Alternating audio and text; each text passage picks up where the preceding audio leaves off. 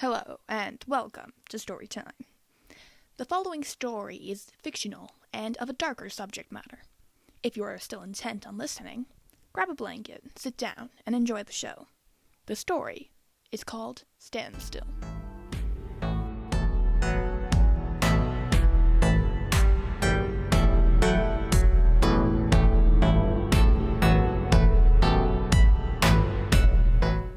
I stood motionless in the doorway for quite some time in stunned silence.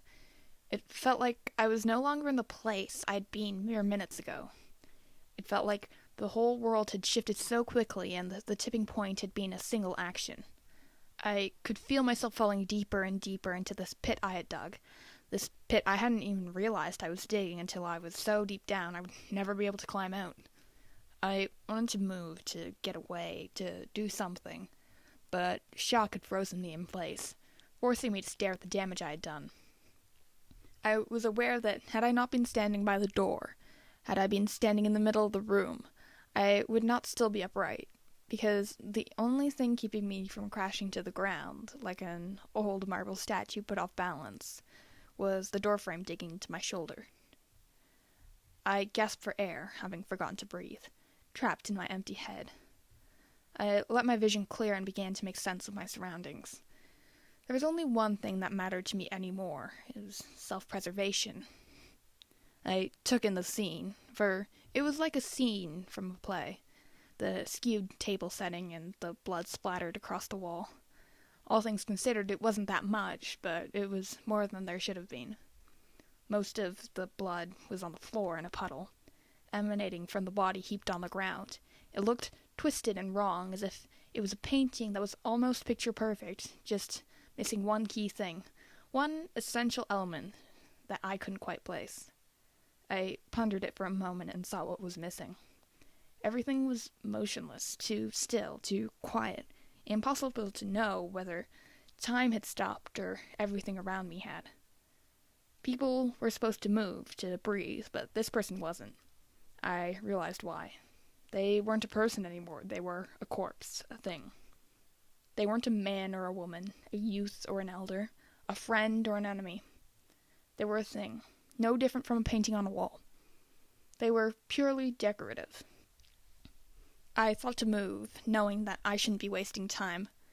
I should be cleaning up, hiding the body, disposing of the bloody steak knife lying on the ground beside me.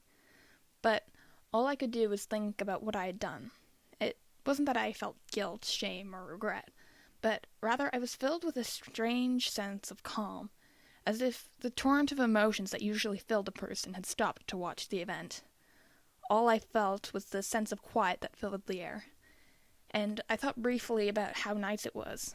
In the private space that I and the thing on the floor occupied, it was as if the whole world was holding its breath in anticipation of my next actions, of the actions that had led me to this point.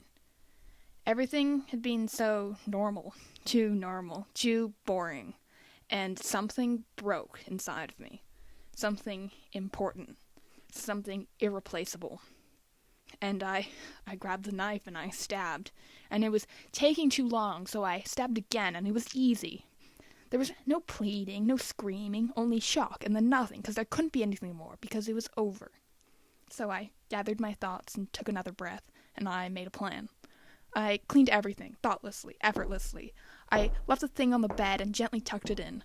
I closed its eyes and closed the door. I changed into nice, clean clothes and put the knife in the dishwasher along with all the other dishes from the table.